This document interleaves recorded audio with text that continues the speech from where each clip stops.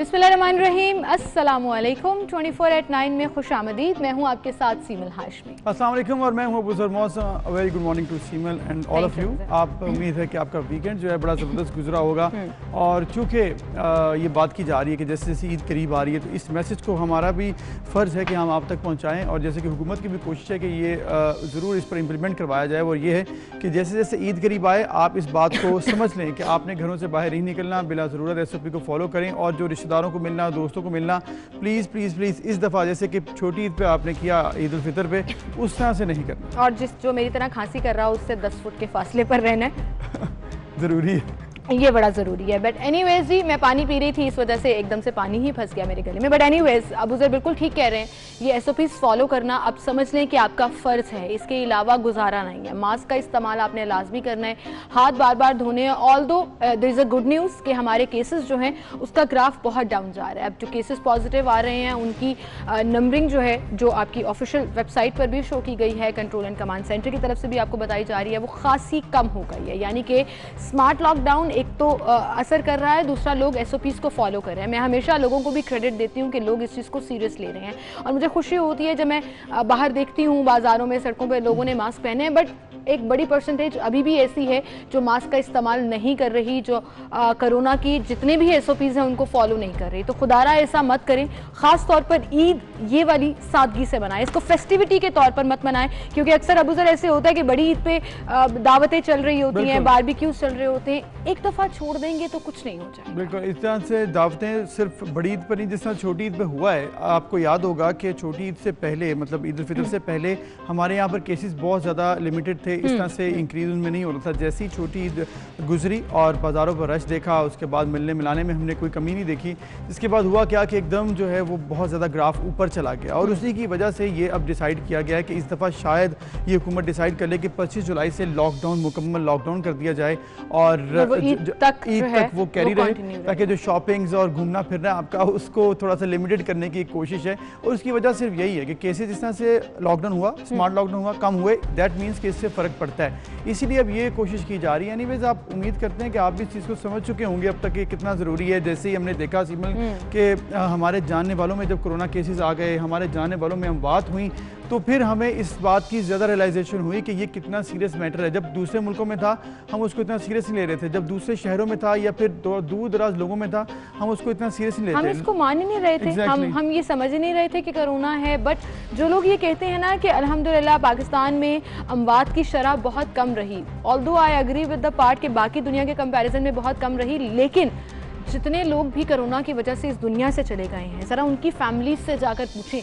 कि उनकी एक एक की ज़िंदगी कितना मैटर करती थी, वो एक ज़िंदगी पूरे घर को किस तरह अफेक्ट कर गई, ये रियलाइज़ करने की ज़रूरत है। क्योंकि एक मौत जो है वो भी कहीं ना कहीं आपके लिए वो जैसे कहते हैं ना कि एक इबरत का निशान बन जाती है कि आप देखिए कि आपने इससे बचना है, आपने वहाँ तक नहीं जाना। अल्लाह ताला उनके दर्जात बुलंद करे जो कोरोना की वजह से इस दुनिया से चले गए।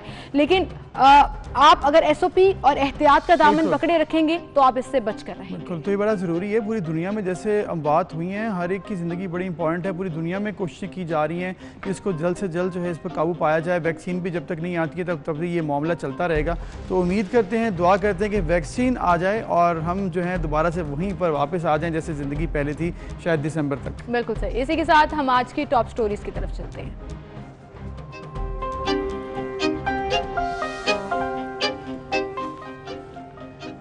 आज़ादी की खातिर जानों का नजराना। मकबूजा कश्मीर में आज यौम शहदाए कश्मीर। 13 जुलाई 1931 को डोगरा फौज ने निहत्ते कश्मीरी नौजवानों पर गोलियां बरसाईं। 22 कश्मीरी नौजवानों ने अपनी जानों का नजराना पेश करके आज़ान मुकम्मल की। हुर्रियत क़यादत की अपील पर मकबूजा कश्मीर में मुकम्मल हड़ताल।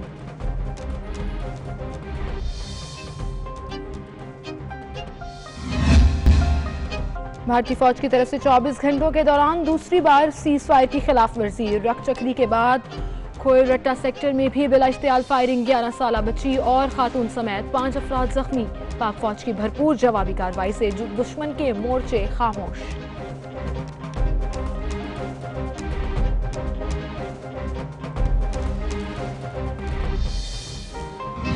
कौम के बहादुर सपूत मादरे वतन पर कुर्बान। शुमाली वज़ीरिस्तान में इंटेलिजेंस बुनियाद पर ऑपरेशन। पाक फौज के 4 जवान शहीद। जवाबी कार्रवाई में 4 दहशतगर्द मारे गए।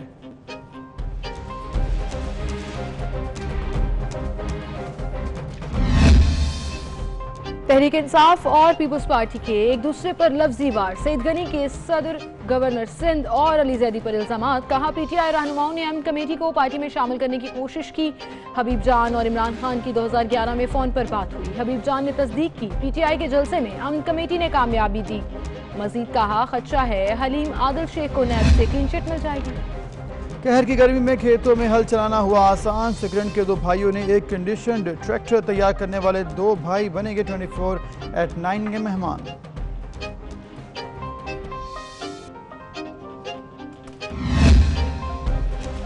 शहर कायद में लोड शेडिंग खत्म करने के दावे ठुस। बिजली की तवील बंदिश ने शहरियों की जिंदगी आजाब बना दी है। एलानिया और गैर एलानिया लोड शेडिंग का सिलसिला जारी।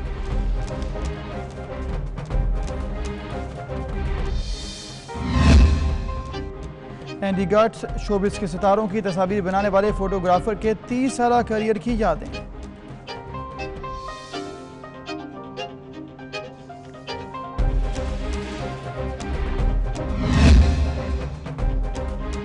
कबूतर परवरी शौक के साथ साथ मुनाफा बख्श कारोबार भी बनने लगा। पाकिस्तानी नायाब नस्ल के कबूतर खलीजी ममालिक और यूरोप में भी बरामद होने लगे। कल तक आवारा लोगों का मशगला समझा जाने वाला अब उम्रा का मशगला बन चुका है।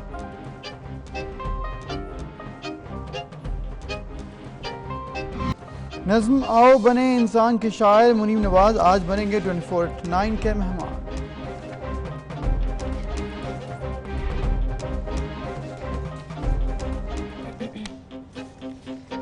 हेडलाइंस आपने जानी और बाकायदा आगाज़ करेंगे आज के प्रोग्राम का। सबसे पहले हम बात करेंगे, आज यौम शहदाए कश्मीर मनाया जा रहा है और ये सिलसिला 1931 से आज तक जारी है। 1931 में एक वाक़या पेश आया था जिसके बाद 22 कश्मीरी नौजवानों को अपनी जानों का नजराना पेश करना पड़ा। ये वो वाक़या था जब एक शख्स ने उठकर आज़ान देने की कोशिश की तो उसे गोलियां बरसाई गई उस पर और उसे गोलियों की नज़र कर दिया गया। दूसरे शख्स ने उसके आगे के कलमात अदा किए। तो आप सोचिए कि अज़ान के 16 कलमात अदा करने के लिए 22 नौजवानों ने अपनी जान का नजराना पेश किया और उस वक्त भी जुल्म की इंतहा थी कि निहत्ते कश्मीरियों पर गोलियां बरसाई गई और आज भी अबूज़र सिनेरियो कुछ डिफरेंट। बिल्कुल, आज भी सिनेरियो इसलिए मुख्तलिफ नहीं कि आज भी निहत्ते कश्मीरी हैं और एक जाने भारतीय फोर्सेज हैं। उस वक्त डोगरा फोर्स थी और आज भारतीय फोर्सेज है जो कि कश्मीरियों पर जुल्म ढा रही है और सैकड़ों की तादाद में गुज़िश्ता चंद महीनों में ही शोहदा जो थे कश्मीरी से सामने आए और इसके बाद अब कल भी यही मामला हुआ। 24 घंटों में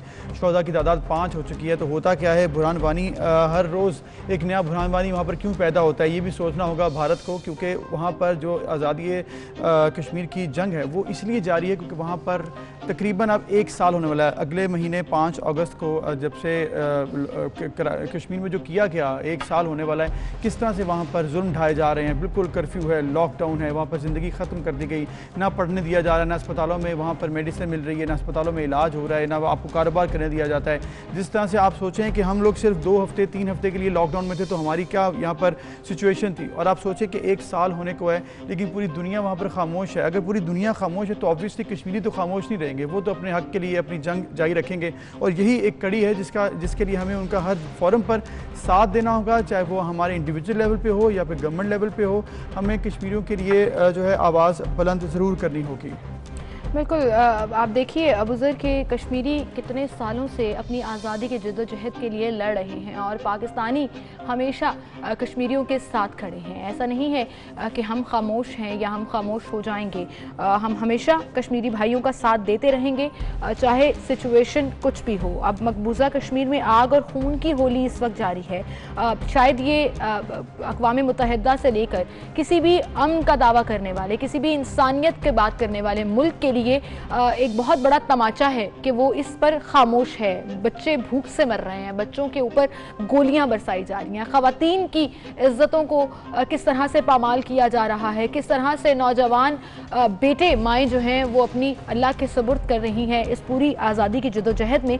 और अभी भी कुछ सिनेरियो डिफरेंट नहीं है और नाम निहाद सर्च ऑपरेशन शुरू करते हैं और फिर कश्मीरियों को शहीद कर देते हैं। और कल भी ऐसा ही हुआ, 3 कश्मीरी नौजवान शहीद हुए, जबकि 24 घंटों में शोहदा की तादाद 5 हो गई, जिसमें बच्ची और औरत भी शामिल है। बिल्कुल। और इसके साथ साथ अगर भारत की बात की जाए तो भारत की जो हटदर्मी है वो सिर्फ कश्मीर में नहीं जारी, इसके साथ साथ पाकिस्तान के साथ जो दरअंदाजी की जाती है बॉर्डर्स पर वो भी मुसलसल जारी है। और आपको मालूम होगा कि 24 घंटे के दौरान दूसरी बार सीज़ फायर की खिलाफवर्जी की गई।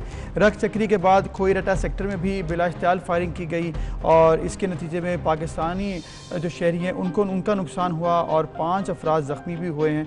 और ये तमाम मामला है जिस पर हम तो भरपूर जवाब देते हैं, पाक फ़ौज भरपूर जवाब देती है, लेकिन ये मामला दुनिया को देखना होगा कि आखिर भारत जो है वो ख़त्े में अकेला होता जा रहा है। नेपाल में क्या हुआ आपने देखा, चाइना में, लद्दाख में उनके साथ क्या हुआ आपने देखा, फिर अफ़गानिस्तान की सियासत से भारत का अब किरदार आहिस्ता आहिस्ता ख़त्म होता जा रहा है, सिर्फ भारत की हटदर्मी की वजह से, क्योंकि भारत किसी के सुनने को तैयार नहीं है, सिर्फ अपनी ही इम्पोज करने की कोशिश करता है। ऐसा भी तो है कि वो इस खत्ते में अपने आप को बादशाह समझता है।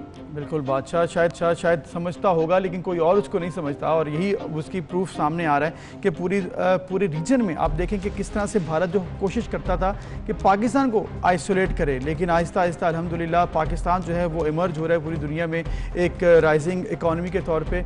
लेकिन आपने ये देखा कि भारत के दूसरी तरफ भारत के साथ क्या हो रहा है, भारत के साथ ये हो रहा है कि बिल्कुल इंशाल्लाह ताला, और ये ज़्यादा देर की बात नहीं है, इंशाल्लाह मुकम्मल आइसोलेट इंशाल्लाह पाकिस्तान के मौक़िफ़ की तायीद हो रही है। और ऐसा ही हुआ जब इंडिया को चाइना की तरफ से भी मुंह की खानी पड़ी। अभी आपको लेटेस्ट अपडेट ये भी देते हैं कि वज़ीर आज़म पाकिस्तान इमरान खान ने इस हवाले से ट्वीट भी किया है और यौम शोहदा के हवाले से उन्होंने कहा है कि we salute Kashmiris for their continued struggle against the illegal and barbaric Indian occupation of Jammu and Kashmir and the शोहदा of 13 July 1931 were the forefathers of today's Kashmir reasoning. अब आप ये देखिए कि किस तरह से आप चाहे अब अपने वज़ीर आज़म की बात कर लें जो यौम शोहदा पर न सिर्फ बात कर रहे हैं बल्कि इंडिया के तमाम बारबैरिक इक़दामात के बारे में भी आवाज़ बुलंद कर रहे हैं, वहीं पर वज़ीर ख़ारजा ने भी इस हवाले से ट्वीट किया है और उन्होंने भी कश्मीरियों के साथ यकजहती और हिमायत का ऐलान भी किया है। बिल्कुल, इसके साथ साथ जहाँ पर हम कश्मीरियों की आवाज़ बनेंगे वहीं पर पाकिस्तान के मसाइल की भी हमें बात करनी होगी, क्योंकि पाकिस्तान में भारत भरपूर कोशिश करता है कि यहाँ पर दहशत गर्दी करवाए। अभी आपने कराची में देखा क्या हुआ, स्टॉक एक्सचेंज पर जब हमला किया गया।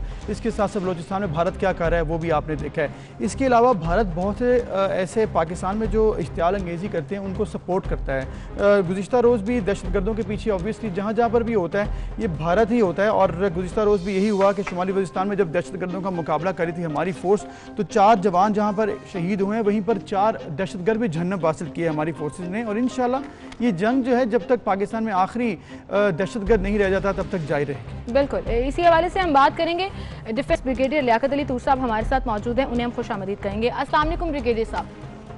वालेकुम अस्सलाम। बहुत शुक्रिया ब्रिगेडियर साहब ज्वाइन इन करने के लिए। सबसे पहले तो आज यौम शोहदाए कश्मीर मनाया जा रहा है और आप देखिए आज भी 1931 से लेकर अब तक आज भी भारतीय जो दरअंदाजी की ढिठाई है, हटदर्मी है वो जारी है। वो चाहे वज़ीरिस्तान हो, वो लाइन ऑफ कंट्रोल हो, सीज़ फायर की खिलाफ वर्जी की जाती है, लेकिन अल्हम्दुलिल्लाह हमारी फ़ौज भरपूर जवाबी कार्रवाई देती है। लेकिन आलम अक़वाम को ये नज़र क्यों नहीं आ रहा?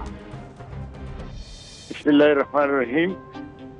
देखिए, कश्मीर में जो कुछ हो रहा है और इसके अलावा पाकिस्तान के अंदर जो कुछ दहशतगर्दी भारत की तरफ से हो रही है, ये आदमी अक़वाम को नज़र तो आता है, लेकिन उनकी जो तरजीहात हैं वो इस वक्त ऐसी हैं कि वो भारत को अपने साथ मिलाना चाहते हैं। जो जंग अजीम दोयम के जीतने वाले थे वो दुनिया के बाद में पुलिसमैन बन गए और वो पुलिसमैन बने हुए हैं अपने मकासद को आगे ले जाने के लिए। वो इजराइल को बढ़ा रहे हैं। मुसलमान दुनिया जो थी उस जमाने की इस्लामी दुनिया 1922 में उसके हिस्से बखरे कर दिए गए और उसके हिस्से बखरे करके मुसलमानों को कमज़ोर कर दिया गया। और उनका फलसफा ये है जो ज़ायनिस्ट क्रूसेडर अलायंस है और इनके मुंह से निकल जाता है क्रूसेडर, सलीबी वो अपने आप को कहते हैं और वही सलीबी हैं जो सलाहुद्दीन अयूबी के ज़माने में मुसलमानों के मुल्कों पर हमलावर होते थे।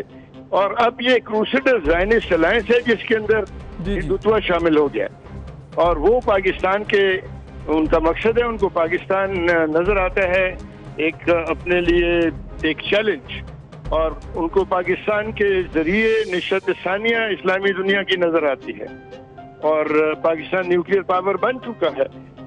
तो इसलिए साहब ये जो सारा आपने मामला बताया कि भारत जो है ऑब्वियसली वो डरा हुआ है पाकिस्तान से, भारत को खौफ है, पाकिस्तान जो है वो खित्ते की ताकत बन सकता है, ये भारत को मालूम है और पाकिस्तान के अंदर भरपूर पोटेंशियल भी है। पाकिस्तान का जो जियोग्राफिकली अगर पोजीशन देखी जाए तो भारत से ज़्यादा मजबूत है, पाकिस्तान के ताल्लुकात, पाकिस्तान का इंफ्रा जो सिस्टम है यहाँ पर वो भी। आप बताइएगा भारत को आखिर प्रॉब्लम यहाँ पर एक तो पाकिस्तान के साथ है, लेकिन ओवरऑल भी रीजन में आपने देखा चाइना के साथ, फिर नेपाल के साथ, फिर श्रीलंका, फिर इसके अलावा भारत अफगानिस्तान में जो कर रहा है, ओवरऑल भी भारत का किरदार काफ़ी मनफी हो गया है, ना सिर्फ पाकिस्तान के साथ। जी बिल्कुल, सवाल ये था कि आलमी दुनिया को नजर क्यों नहीं आता, तो उसके अंदर हमें देखना चाहिए कि आलमी दुनिया अब थोड़ी मुख्तलिफ है और जो आलमी ममालिक हैं उनको नजर आता है, चीन को नजर आता है भारत का रवैया, रूस को नजर आता है भारत का रवैया, इस्लामी दुनिया को नजर आता है भारत का रवैया, लेकिन नहीं आता नजर तो उसी सलीबी शहूनी अलायंस को नजर नहीं आता, क्योंकि उनको अपने मकासद पूरे करने हैं और वो उसी डगर पे चल रहे हैं जिसपे वो पहले थे। पाकिस्तान का जहाँ तक तल्लक है, अल्लाह के फजल से न्यूक्लियर ताकत है और पाकिस्तान अब तक अपना दिफा बखूबी कर सकता है। पाकिस्तान इस्लाम का किला है, बन चुका है और पाकिस्तान इस काबिल है कि भारत की तमाम मजमूम कार्रवाइयों का जवाब दे सके और उनको नाकाम कर सके। और यही भारत को सबसे बड़ा चैलेंज है इस इलाके के अंदर, क्योंकि वो पाकिस्तान को अपने लिए सबसे बड़ा खतरा समझता है, अपनी उन ख्वाहिशात के लिए जो वो आलमी सतह पर रखता है। वो एक सुपर पावर बनना चाहते हैं और इस इलाके पर अपनी चौधराहट कायम करना चाहते हैं और वो चौधराहट जो है वो उस जो रहूनी सलीबी अलायंस है उसके मकासद के मुताबिक वो चलाना चाहते हैं। तो आप देख लीजिए जहाँ जहाँ दहशतगर्दी की कार्रवाइयाँ हुई हैं, पाकिस्तान ने उनको कंट्रोल किया है, पाकिस्तानी फौज ने कुर्बानियाँ दी हैं, पाकिस्तानी अवाम ने कुर्बानियाँ दी हैं।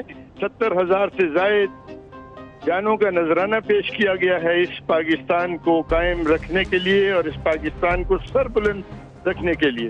ये कोई मामूली बात नहीं है, इसमें पूरी कौम का इरादा नजर आता है आपको, इसमें पूरी कौम के साथ कौम के तमाम इदारों की यकजहती नजर आती है आपको। और ये अल्लाह का शुक्र है कि पाकिस्तान इस काबिल है कि वो भारत को दंदा शिकन जवाब दे। दंदा शिकन जवाब पिछले साल दिया गया था और अब भारत के बड़े बड़े दानिश्वर मानते हैं कि उनके पास कैपेबिलिटी नहीं है पाकिस्तान को ज़ेर करने की। बिल्कुल ठीक कह रहे हैं, तभी तो कैपेबिलिटी है बिल्कुल दंदा शिकन जवाब देने की। बिल्कुल ब्रिगेडियर साहब, तभी तो वो पाकिस्तान की तरफ से आए हुए कबूतर को पकड़कर भी पैनिक कर जाते हैं और उनका मीडिया जो है वो वावेला मचाना शुरू कर देता है। ये तो उनकी मेच्योरिटी शो कर ही देता है। लेकिन ये भी कहिएगा कि ओवर द ईयर्स हम ना सिर्फ एक मजबूत कौम के तौर पर बल्कि एक मजबूत सिस्टम के तौर पर भी सामने आए हैं और वो सिस्टम हमारे बॉर्डर्स पर सिक्योरिटी के नाम पर है कि हमें पाकिस्तान की सालमियत का किस तरह से ख्याल रखना है, वो चाहे हमारी आर्म्ड फोर्सेस हो, वो चाहे हमारी इंटरनल फोर्सेस हो, वो चाहे हमारी पब्लिक हो। ये वो एक पेज है जिस पर इवन हमारी तमाम सियासी जमातें भी साथ खड़ी हैं, वो कश्मीर के साथ यकजहती के लिए हो या पाकिस्तान की सालमियत के लिए हो। अब ये भी कहिएगा कि कितना वक्त दरकार होगा, कितना मैटर करता है पाकिस्तान का कश्मीरियों का साथ देना, और आपको क्या लगता है कि हम कब तक ये आज़ादी की जंग जो है वो कश्मीरी जीत जाएंगे और कहीं ना कहीं सच और हक जो है उसका झंडा इंशाल्लाह ज़रूर बुलंद होगा? क्या लगता है आपको? जी देख लीजिए कि कश्मीरी कौम ने अभी तक कर्फ्यू को बर्दाश्त किया है और उनकी हिम्मत नहीं टूटी है। जहाँ तक पाकिस्तान का ताल्लुक है, पाकिस्तान उनको अपनी उम्मीदों का सतून नजर आता है और वो पाकिस्तान से उम्मीद रखते हैं कि उनका पूरा साथ दिया जाएगा। और मैं जाती तौर पे ये समझता हूँ कि हमें कश्मीरियों का जो हम साथ देते हैं उसके ऊपर कोई लिमिट नहीं लगानी चाहिए, उसके ऊपर कोई हद नहीं होनी चाहिए। दुनिया ने इस इलाके के अंदर 15,000 किलोमीटर से आकर अफगानियों का साथ दिया जी, और अफगानियों का इस तरह साथ दिया कि उसके जरिए सोवियत यूनियन जैसी बड़ी रियासत टूट गई। तो जहाँ जुल्म हो वहाँ पर हक का साथ देना चाहिए, और हक का साथ इस तरह देना चाहिए कि उसके ऊपर कोई शर्त ना हो। हम अभी तक ये कहते रहे हैं कि हम सियासी, सफारती और इखलाकी तौर पर उनकी मदद करेंगे। हमें इसके ऊपर लिमिट नहीं रखनी चाहिए। हमें इसके ऊपर हर वो मदद करनी चाहिए जिसके जरिए कश्मीरियों की सल्ब की हुई आज़ादी उनको वापस मिल जाए और वो अपनी ख्वाहिश के मुताबिक अपने मुस्तकबिल का फैसला कर सकें।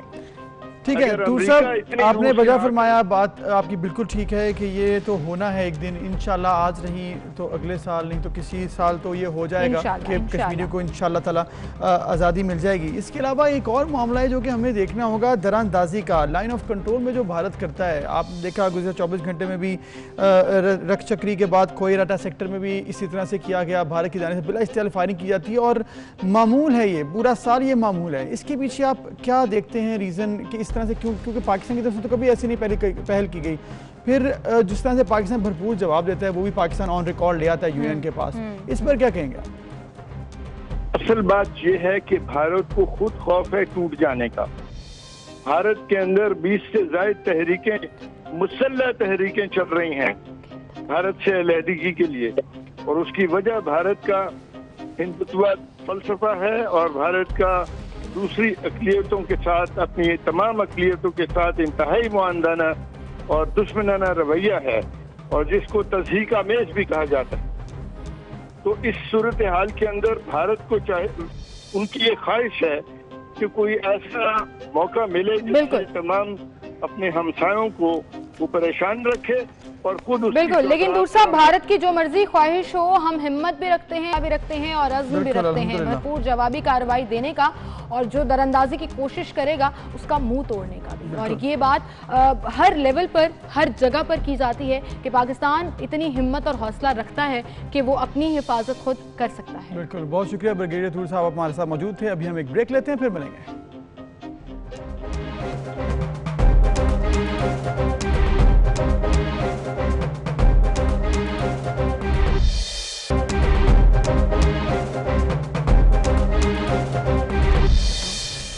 वेलकम बैक नाज़रीन। एक तरफ जहां पर भारत की जाने से दरानंदाजी जारी है, उस पर हमने भरपूर बात की, लेकिन एक और मामला पाकिस्तान बड़ा इंपॉर्टेंट होता है और वो हर वक्त होता है, चाहे कोरोना हो, चाहे कोरोना ना हो, चाहे कोई और मामला हो, ईद हो, जो भी मामला हो, हमारी पॉलिटिक्स जो है वो भरपूर जो है ना हाई टेम्परेचर पर रहती है। हाई टेम्परेचर पर रहती है और टेम्परेचर अब ज़्यादा हाई होता जा रहा है, ख़ासतौर पर सिंध और विफाक के दरमियान। ये जो लफ्जी इल्ज़ामात का सिलसिला है ये तूल पकड़ता जा रहा है। JIT के बाद से तो और ज़्यादा पीक पर चला गया, लेकिन ये जो लफ्जी हमलों का और लफ्जी तबादले और ताबड़तोड़ हमले किए जा रहे हैं, कुछ ज़्यादा होता जा रहा है। और ऐसा ही हुआ जी, कल तहरीक इंसाफ और पीपल्स पार्टी ने एक दूसरे पर लफ्जी वार किए, जिसमें सबसे पहले तो अगर हम बात करें, सूबाई वज़ीर सईद गनी ने सदर, गवर्नर सिंध और अली ज़ैदी पर इल्ज़ामात भी लगाए। उन्होंने कहा कि PTI रहनुमाओं ने अमन कमेटी को पार्टी में शामिल करने की कोशिश की और इवन 2011 में जो जलसा हुआ था PTI का कराची में, उसको कामयाब बनाने में भी अमन कमेटी का हाथ था। और उन्होंने कहा कि जो हबीब जान है, उन्होंने उस वक्त यकीन दहानी कराई थी कि ये जलसा जो है वो कामयाब होगा, और इवन यहाँ तक भी बातें हो रही थी कि लियारी से गाड़ियाँ भर भर कर इस जलसे में लाई गई।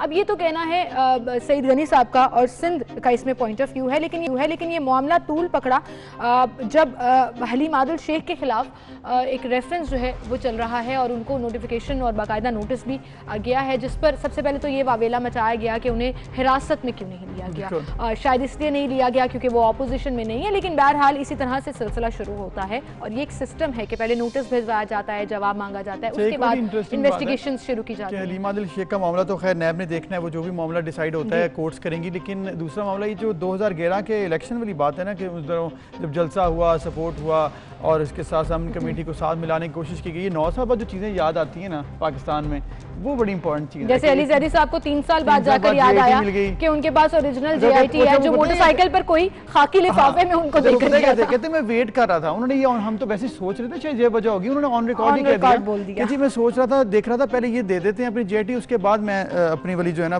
सामने पेश करूंगा। जैसा चेस की गेम हो रही है ना कोई, पहले आप अपने दूसरे का देखने के क्या करना चाह रहे थे, लेकिन ऐसा पता नहीं था कि वो खुद भी शायद इस पूरे घेरे में फंस जाएंगे।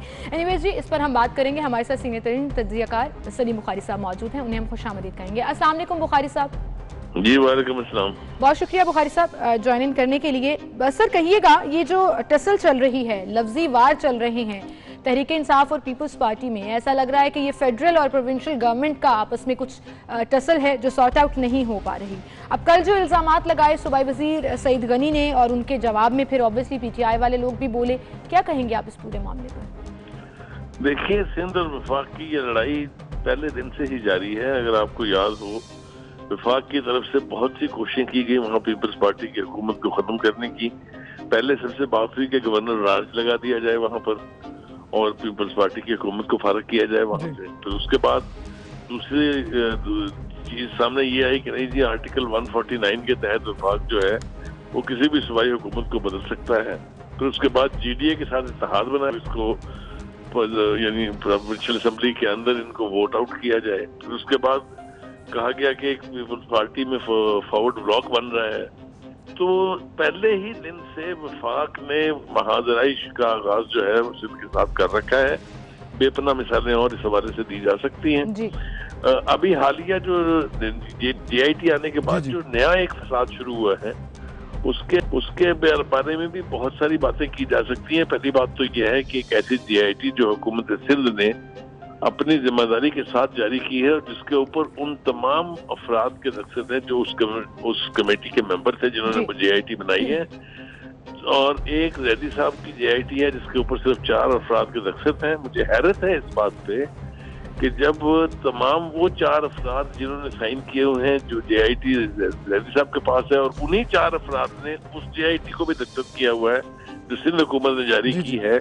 तो ये जो एक अजीब किस्म की दरफुल्तनी नहीं छोड़ी गई है वो उसके बारे में बहुत सारी गुफ्तगू मेरे ख्याल से नेशनल मीडिया में भी हो चुकी है, टॉक शोज में भी हो रही है। लेकिन ये एक बेवक्त की रागनी जिसको कह सकते हैं ना कि 2017 में एक अजनबी एक लिफाफा छोड़ गया था उनके घर और 3 साल तक वो उसके ऊपर बैठ के अंडे देते रहे हैं, ये ना समझ में आने वाली बात है। बुखारी साहब, लेकिन इससे इस पॉइंट में थोड़ा सा एडिशन करते चलें कि आपने कहा कि ऑब्वियसली JIT के साइन दोनों के सेम थे, लेकिन अली सैदी के पास जो JIT है वो कहते हैं, मतलब उन्होंने प्रोग्राम्स में सोशल मीडिया पे भी जिक्र किया है, इसलिए मैं सिर्फ आपसे पूछना चाह रहा था कि उन्होंने कहा कि जो मेरे पास है वो कंप्लीट है, जबकि पीपल्स पार्टी ने 2 उसके हिस्से थे, उसमें से एक हिस्सा शाया किया, एक हिस्सा उन्होंने रख लिया, मैंने दोनों हिस्से जो है वो आपको दिखा दिए, ये उन्होंने कहा। देखिए, इसके हवाले से भी जो वजाहत सामने आई है वो ये है कि कुछ हिस्सा उसका ऐसा था जिसके बारे में तज़किरा मौजूद है जो सिर्फ हुकूमत की JIT है कि कुछ ऐसा हिस्सा इसका है जिसको उस वक्त कॉन्फिडेंशियलिटी के एतबार से ये फैसला हुआ था कि उसको जारी नहीं किया जाएगा। अब ऐसी चीज को जारी करना जिसके बारे में जो मौजूदा सिंध हुकूमत की JIT है उसमें लिखा गया था कि कुछ हिस्से इसके राज में रखे जाएंगे, ये भी एक ऑफिशियल एक्ट की इंतहाई शदीद किस्म की वायलेशन है। मैं आपको एक और हवाला देता चलूं। देखिए, बात यह है कि असल इशू ये नहीं है, असल इशू ये है कि पीपल्स पार्टी को मजबूर किया जाए कि वो 18वीं तरमीम जो है उसको खत्म करने में शामिल हो। पीपल्स पार्टी इसके बारे में एक स्टैंड लिए हुए है। हमने देखा, चाहे वो बिलावल भुट्टो है, चाहे भुट्टो जरदारी हैं या जरदारी साहब खुद हैं, उनकी तरफ से शदीद इसकी मज़ाहमत की गई है और यही वो चीज है जिसने वफाक को इस वक्त परेशान कर रखा है, क्योंकि 18वीं तरमीम के तहत तमाम वसाइल जो हैं वो सूबों के पास चले गए हैं, खासतौर से माली वसाइल, और वफाक ये समझता है कि वो बिल्कुल यानी ड्राई हो गया है, उसके पास कोई फाइनेंशियल इख्तियारात नहीं है। और दूसरी बात यह है कि हमने देखा कि एक तवील सिलसिला है एक दूसरे के ऊपर इल्जामात लगाने का, लेकिन पीपल्स पार्टी की तरफ से जो वजाहतें दी गई हैं और खासतौर से जिस गुफ्तगू का आपने इशारा किया कि जो सईद गनी साहब ने जवाबी वार किए हैं, JIT के अंदर भी ये मौजूद है कि ज़ुल्फ़िकार बलोच ने ये भी कहा था कि PTI ने उन्हें अपनी जमात में शामिल करने की पेशकश की थी। अब ये कितनी खौफनाक बात है कि जिससे सारी सूरत हाल जो है वो समझ में आ जाती है कि अगर वो शामिल हो जाते, अगर वो लियारी में जिस तरह जलसे का आपने हवाला दिया, तो अगर वो उनमें शामिल हो जाते तो फिर ना वो टेररिस्ट रहते, ना वो मुजरिम बनते, वो सब कुछ इस हवाले से ठीक हो जाता। एक आखिरी बात और मुझे कहने दीजिए।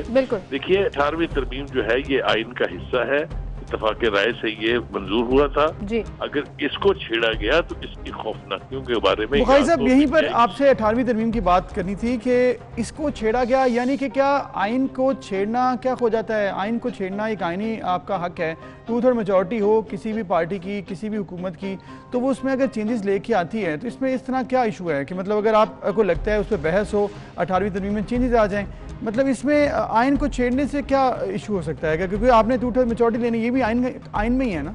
इसकी इतनी खौफनाकियां हैं, अगर आप अपनी तारीख को उठा के देखें, जितनी बार भी आइन के साथ खिलवाड़ किया गया है, मुल्क तबाही से दो चार हुआ है। मैं आप कहें तो मैं इसके वादे इशारे आपको कर देता हूँ। जब जब भी इसके ऊपर फौजी डिक्टेटरों ने शमखून मारा है, मुल्क को झंझोड़ के रख दिया है इसने, और एक ऐसी हुकूमत जो मांगे के 11 वोटों पर कायम है, वो अगर 2/3 मेजॉरिटी वाले फैसले करने का ख्वाब देखे तो इसे हमाकत के सिवा और कुछ नहीं कहा जा सकता।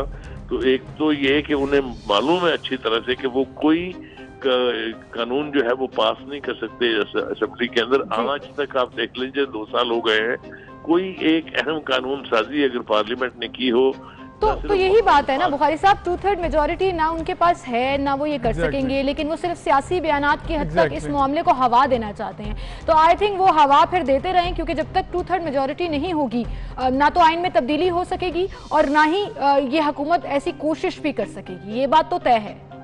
देखिए, मैं इसी तरह यही बात आपसे कह रहा हूँ कि एक ऐसा ख्वाब देख रहे हैं वो जिसकी तकमील मुमकिन नहीं है, और इसी से पता चलता है कि वो पता नहीं किसके इशारे पर वो ये सारी कोशिशें कर रहे हैं। ठीक। बहुत सारी बातें इसके पस मंजर में कही जा सकती हैं, लेकिन आइन को छेड़ने का मतलब तबाही है। जी, आइन को छेड़ने का मतलब तबाही है, आप ये कह रहे हैं। हमारे साथ तर्जुमान पाकिस्तान तहरीक इंसाफ आसिम शौकत भी मौजूद हैं, खुशामदीद कहेंगे। अस्सलाम वालेकुम आसिम साहब।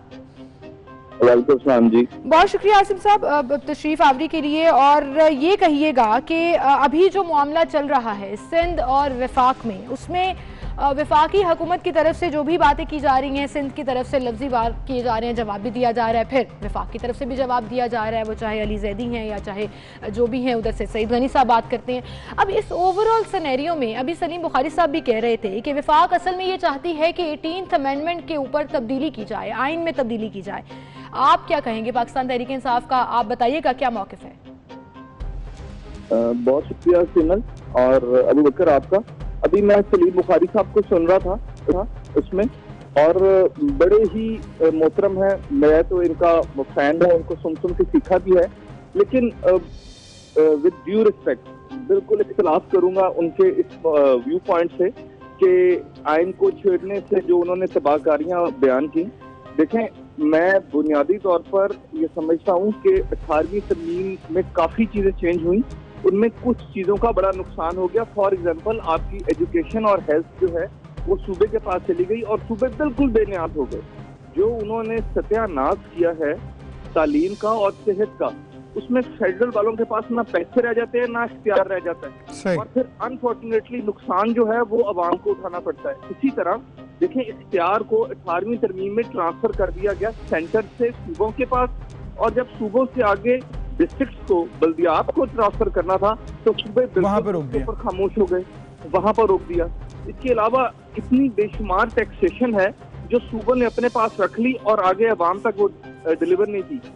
और मैं आपको बताऊं कि जो सेंटर है वो अपने जो मामलात से हुकूमत है वो शुरू हुई 600 अरब के खसारे से करता है। ठीक है आसिम शौकत साहब, आपका पॉइंट आ गया कि बेसिकली 18वीं तरमीम में कुछ हिस्सा ऐसा है जिस पर बहस हो सकती है, और उसके ऊपर एक अहम नुकता आपने उठाया बल्दियाती इंतखाबात का। सलीम बुखारी साहब, जिस तरह से आसिम शौकत साहब जो कि PTI के तर्जुमान है पंजाब हुकूमत में, उन्होंने कहा कि 18वीं तरमीम में सब कुछ तो चेंज करना नहीं है, लेकिन कुछ इसमें एजुकेशन हेल्थ के मामलात हैं जो कि हम चेंज कर सकते हैं, और इत्तफाक राय से होगा। ऑब्वियसली जब 2/3 मेजॉरिटी होगी, बहस होगी, तो उसमें कोई मज़ायका नजर आता है आपको कि अगर एजुकेशन और हेल्थ के ऊपर अगर बात की जाए तो उसमें चेंजेस ले आए? अपने साथी की बहुत एहतराम करता हूँ, उनका बहुत धीमे मिजाज के आदमी हैं। PTI के अपने मिजाज की तरह से तल्ख तुर्श बात नहीं की उन्होंने, लेकिन मैं एक अर्ज करना जरूर चाहूंगा कि 2 सूबों में हुकूमत इस वक्त PTI की है।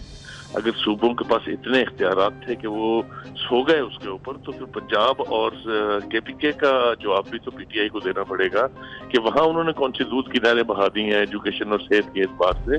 तो ये एक ऐसा मामला है जिसे एक ऐसी हुकूमत जरूर छेड़ सकती है जिसके पास 2/3 मेजोरिटी हो, जो पार्लियामेंट में कानून जो है या आइन का कोई हिस्सा जो है उसमें तरमीम ला सकती है। बिल्कुल सही, बिल्कुल सही। ये मेजोरिटी ना होने के बायस और ऐसी पोजीशन में ना होने के बायस अगर इस किस्म के ख्वाब देखे जाएंगे तो उसे पता नहीं बहुत दीगर चीजों से ताबीर किया जा रहा है, जो मेरे ख्याल से PTI as a ruling party के हक में नहीं है। बुखारी साहब जरा आसिम शौकत साहब से भी पूछ लेते हैं वो इस पर क्या कहते हैं। आसिम शौकत साहब, आपने गुफ्तगू भी मुलाहिजा की और ये बात तो मैं भी समझती हूँ कि एचईसी का जो हाल किया पिछले 22 महीनों के दौरान, फेडरल के अंडर आता है, फंडिंग कट कर दी गई, लोगों की स्कॉलरशिप्स बंद कर दी गई, किस तरह से स्टूडेंट्स को जो है वो परेशान हाल है बेचारे स्टूडेंट्स, अपॉर्चुनिटीज कम कर दी गई। आपने सिर्फ एजुकेशन का जिक्र किया, फिर उसके साथ लोकल बॉडी इलेक्शंस के ऊपर भी आ जाएं। 2 साल होने को आए हैं, अभी तक वो दावे जो गवर्नमेंट ने किए थे, खसूसन पंजाब में अगर हम जिक्र करें कि बाकायदा एक सिस्टम मौजूद था, उसको तोड़ के उसको खत्म करके कहा गया हम नया सिस्टम लाएंगे, लेकिन 22 महीनों में हो नहीं सका। तो ट्रिकल डाउन इफेक्ट जो पावर का है या फंड्स का है, वो तो पीटीआई खुद भी फॉलो नहीं कर रही फिर। अच्छा देखें, 2 इसमें बातें हैं। पहली चीज उन्होंने कही कि दोनों सूबों में हुकूमतें हमारी हैं और हम ही उस पर जवाब दे हैं। हेलो जी बिल्कुल, आपकी आवाज आ रही है, बोलिए। जी हाँ, अच्छा बिल्कुल, उसमें हम जवाब दें और ये बात बिल्कुल ठीक है। जिस सूबे में हुकूमत बनाई है उसमें जवाबदेही करनी है। मैं तो आपकी जो ये बात आप एचईसी वाली कर रही थी कि फंड्स पे कट लग रहा है, वही मैं आपसे बात कर रहा था कि मरकज के पास इतने पैसे ही नहीं बचते हैं कि वो इन चीजों के ऊपर कुछ डिलीवर कर सके, कि स्पेंडिंग कर सके, और फिर सूबे जो हैं उनकी अपनी प्रायोरिटी। तो फिर आप इसकी भी ये जस्टिफिकेशन दे रहे हैं कि खजाना खाली है इसलिए हम मैनेज नहीं कर पाते। मैं आपको सिर्फ एक इसकी इंटेंशन बताना चाहता हूँ, वो आपने मेरी बात सुनी नहीं। जिस वक्त जरदारी साहब की हुकूमत खत्म हो रही थी सेंटर में और उनको ये इदराक हो गया था कि अब उनकी जो पार्टी है वो घटते घटते घटते सिर्फ रूरल सिंध तक महदूद हो गई है और आइंदा अगले 5, 10, 15 साल कोई ऐसी सूरत नजर नहीं आती कि वो सेंटर में हुकूमत बना सकें। तो ही वो द स्मार्ट मैन, उन्होंने ये रियलाइज किया कि अब जो पैसे हैं वो सूबे के पास रखने का क्या तरीका है।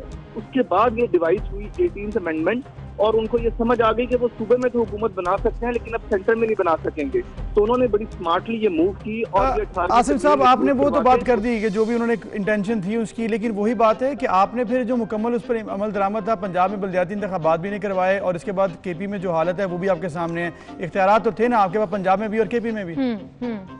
ये आप ठीक कह रहे हैं, पंजाब में बलदियाती इंतखाबात की तैयारी मुकम्मल हो गई है। ये जैसे ही हम कोविड से थोड़ा सा रिलीज करते हैं। चलें आसिम साहब, I will take your word for it कि तैयारी मुकम्मल है और इसके ऊपर अमल दरामद भी होगा।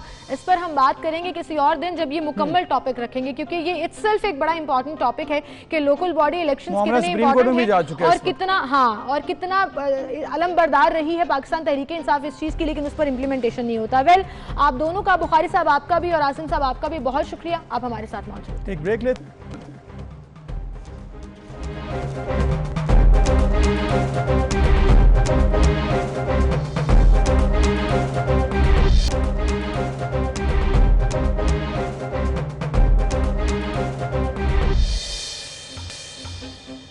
वेलकम नाज़रीन।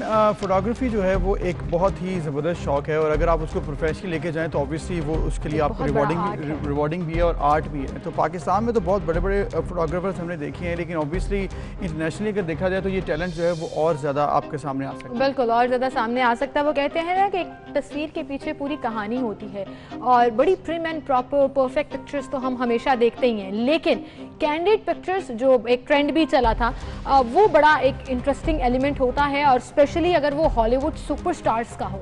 और कैंडिड पिक्चर्स का तो वैसे ही बड़ा मजा आता है, आपको नेचुरल पिक्चर्स को एंजॉय भी करते हैं। तो एंडी गार्ड्स हैं जी, एक फोटोग्राफर जिन्होंने अपनी 30 साल करियर की यादें जो हैं वो शेयर की हैं और इन यादों में उन्होंने मुख्तलिफ स्टार्स की पिक्चर्स जो हैं वो शेयर की हैं और इसी के साथ साथ उन्हें इस पर अवार्ड्स भी मिले हैं। अच्छा, आप ये तस्वीर देखें कि वैसे तो हॉलीवुड स्टार्स जो होते हैं वो बड़े ज़्यादा, जिस तरह से आपने कहा ना, प्रॉपर तरीके से तस्वीर खिंचाई जाती है, लेकिन क्लिंट ईस्टवुड थे जिनकी ये तस्वीर थी, बड़ी लग रहे हैं सीरियस हैं। सच एन आर्टिस्टिक पिक्चर, एक साइड डार्क है। ओह, शी इज जूलिया रॉबर्ट्स और इसकी अच्छी वाली तस्वीर तो आपने देखी होगी कि उन्होंने आंखें खोली हैं और बड़ी स्माइल करी है, बट ये कैंडिड पिक्चर है और उस शूट के दौरान कहीं उन्होंने वो कैप्चर कर लिया और फिर उसके बाद उन्होंने उसको और उसके बाद मंजर आम पर लाए हैं। और उसके बाद आपके सामने आ रही हैं अलमशहूर केट विंसलेट, जो कि टाइटैनिक के एक शोराफाक मूवी थी, ऑस्कर विनर मूवी और स्टार केट विंसलेट की ये बहुत ही कैंडिड तस्वीर हैं जो कि आपके सामने हैं और फुल ऑफ एक्सप्रेशंस, मतलब आप देखें कि कितनी मज़ेदार। नेक्स्ट है जी हमारे पास, ये है हमारे पास कैली मिनोग, ऑस्ट्रेलियन टीवी शो की एक होस्ट थी और टीवी शो नेबर्स से इन्होंने अपना फेम हासिल किया था, कायली खौतिब, जो कि अभी आप देख रहे हैं कि बड़ी मज़ेदार सी उनकी कैंडिड पिक्चर है। नेक्स्ट कौन है हमारे पास जी? ये भी ऑस्कर विनर अदाकारा मेरिल स्ट्रीप, और इनकी भी बड़ी ज़बरदस्त तस्वीर होती हैं, लेकिन यहाँ पर आप देखेंगे कि बड़ी कैंडिड और ब्लैक एंड वाइट बेसिकली इन्होंने कलर देकर ना तस्वीर को और ज़्यादा खूबसूरत black and white is always a classic. This is a group picture किसी इवेंट पर, ये और मॉर्गन फ्रीमैन आ गए हैं आपके favourite, one of my favourite, yes, amazing actor, full of expressions, और यहाँ पे भी मुझे कैंडिड पिक्चर्स में भी ऐसा लग रहा है कि और कहीं ना ये कहीं वो मेरे एक्सप्रेशन फेवरेट रॉबर्ट डिनारियो, क्या ही खूबसूरत अदाकार, बेहतरीन एक आर्टिस्ट, It's a और ये cute picture है वो तो। तस्वीर भी बड़ी ज़बरदस्त है, यहाँ पे देखें।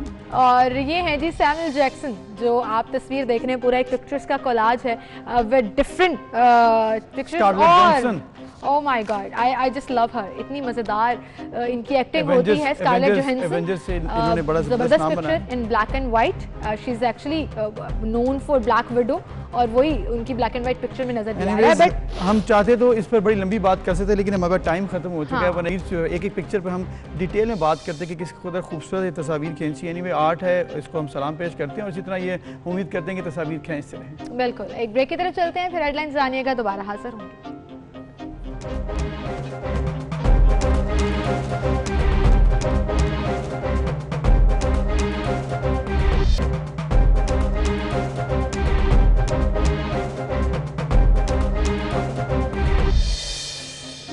वेलकम बैक, एक बार फिर से आपको खुशामदीद कहेंगे, और अब जरा जिक्र कर लेते हैं कराची का, जो ओवर द वीकेंड बारिश को तो एंजॉय करते रहे, क्योंकि बारिश हो रही थी वहाँ पर। फिर कराची में कल मैं देख रही थी मुख्तलिफ लोगों ने सोशल मीडिया पर धूम मचाई हुई थी कि उनको रेनबो नजर आई, क्योंकि बारिश के फौरन बाद धूप निकल आई। बट ऑल्सो जो मसला है वो हल नहीं हो पा रहा कि इलेक्ट्रिक का, बिजली की जो बंदिश का सिलसिला है उसने जिंदगियां हराम करके रखती हैं। बिल्कुल, अब देखा आपने जिस तरह कहा कि वो मसला हल नहीं हो रहा, दैट मीन्स कि मसला हल करने की शायद उस तरह से कोशिश नहीं की गई। हालांकि आपने देखा होगा कि जुमे के रोज़ कहा गया असद उमर साहब की जानिब से कि हम फौरी तौर पर ऐलान करते हैं, और इन्होंने सपोर्ट करने के दावा भी किया कि इलेक्ट्रिक को एक्स्ट्रा जो है वो बिजली भी फराहम कर रहे हैं, ताकि ये मामला जो है, ये बहरान जो है, इससे हम दूर हो जाएं। इसके अलावा ये भी कहा जा रहा है कि शायद के इलेक्ट्रिक को आइंदा चंद दिनों में तहवील में लेने की भी अब प्लानिंग हो रही है। तो मतलब ये किस तरह से इसको मैनेज किया जा रहा है, इस पर बात करेंगे हबीब खान से। हबीब खान, बताइएगा कि ओवरऑल वीकेंड कैसा रहा? दानियाल हमारे साथ मौजूद हैं, हमारे नुमाइंदे, उनसे हम बात हबीब याद आ रहे हैं। मुझे लगा कि शायद हबीब ही रूटीन में हमारे साथ होते हैं, आज भी वही हो। दानियाल अलबत्ता आज हमारे साथ हैं, उनसे हम बात करते हैं। दानियाल, बताइएगा कि इस वक्त जो 2 दिन गुजरे कराची में, क्या सिचुएशन रही? दावे विभागी हुकूमत की तरफ से किए गए कि सपोर्ट करने लगे हैं कि इलेक्ट्रिक को, और शायद बिजली अब नहीं जाएगी, और तहवील में लेने की बातें भी हो रही हैं। क्या अपडेट्स हैं आपके पास? सिचुएशन क्या है इस वक्त?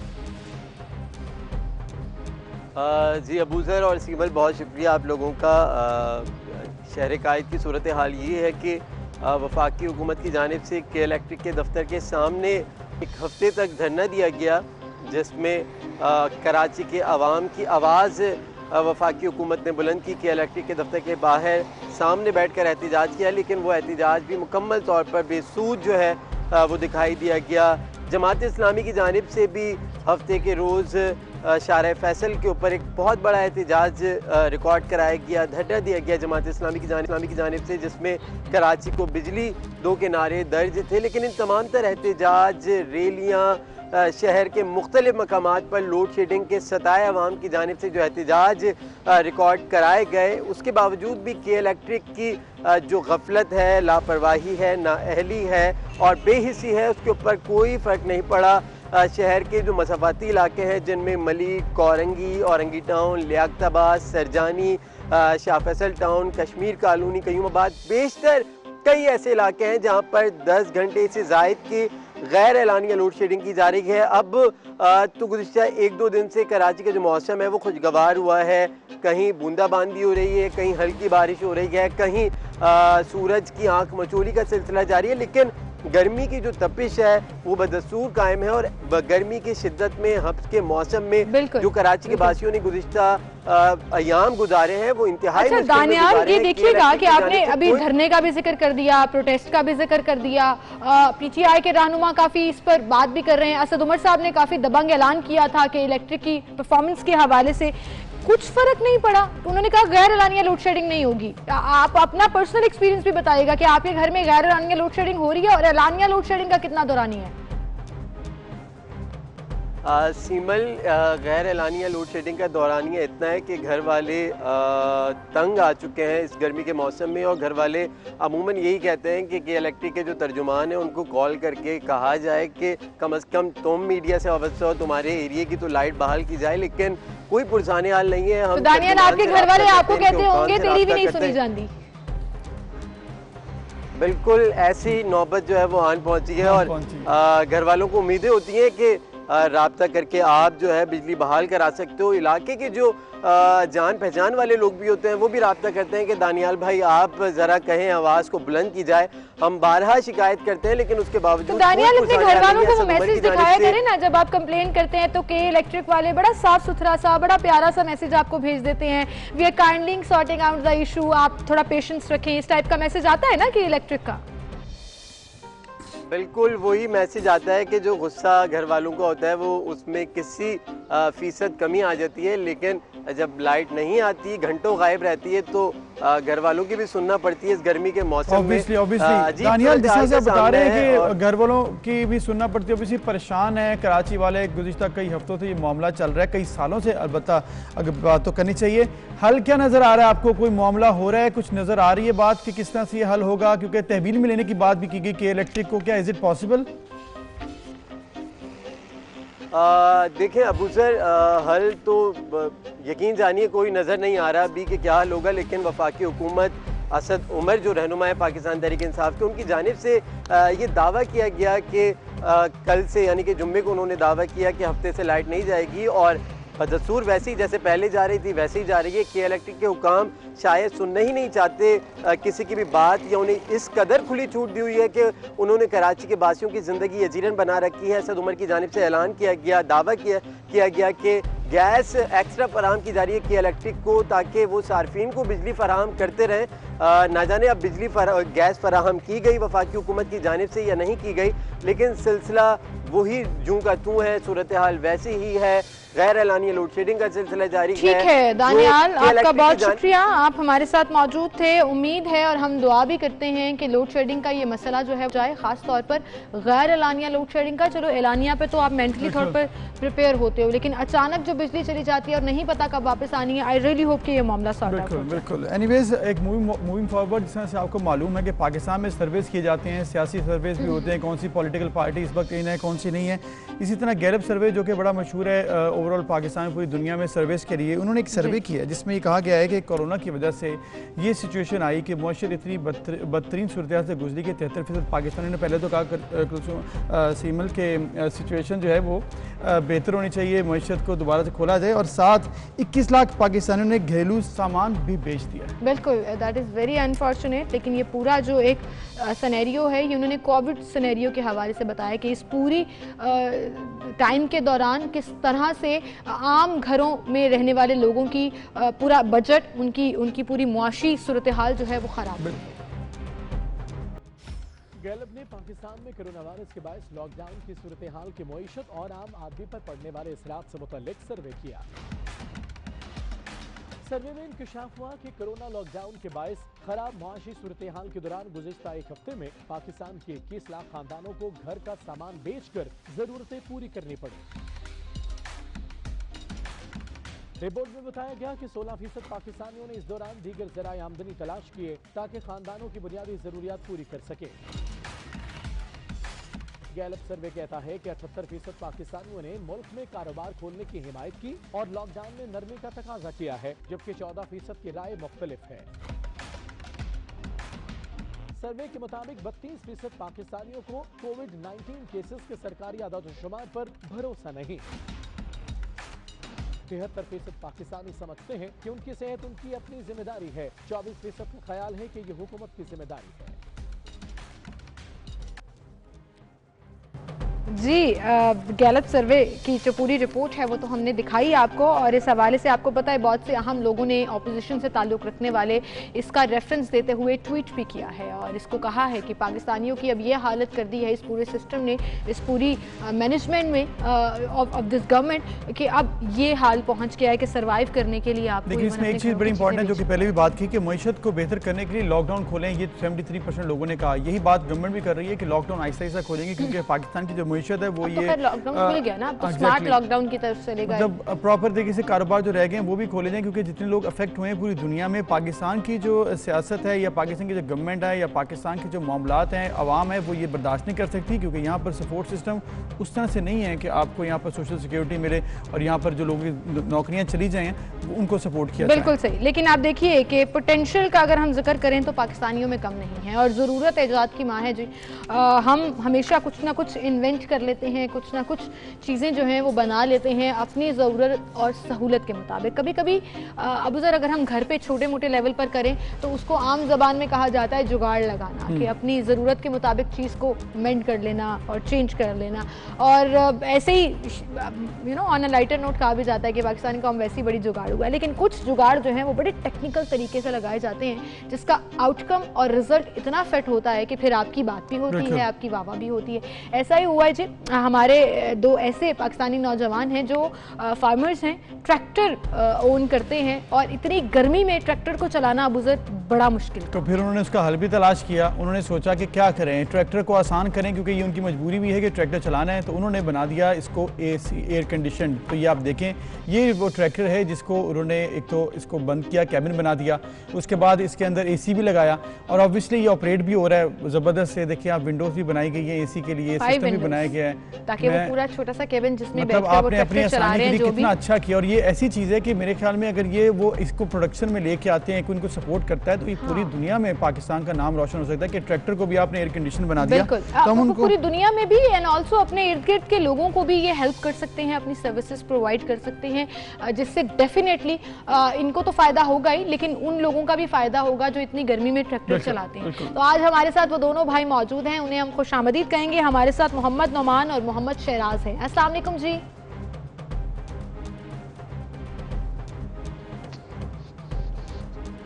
हेलो, अस्सलाम वालेकुम। मोहम्मद शहराज, नोमान, आपको हमारी आवाज़ आ रही है? जी आवाज़ आ रही है।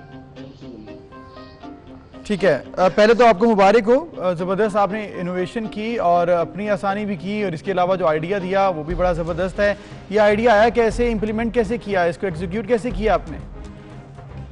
जी इधर हमारे इलाके में बहुत गर्मी पड़ती थी, तो मैं काफ़ी साल से सोच रहा था क्यों ना इसको सुकून और आरामदायक बनाया जाए ट्रैक्टर को। इसका काम भी बहुत मुश्किल है और लोग करते भी नहीं थे इस काम को, जो छोड़ रहे थे और बीमार हो जाते थे।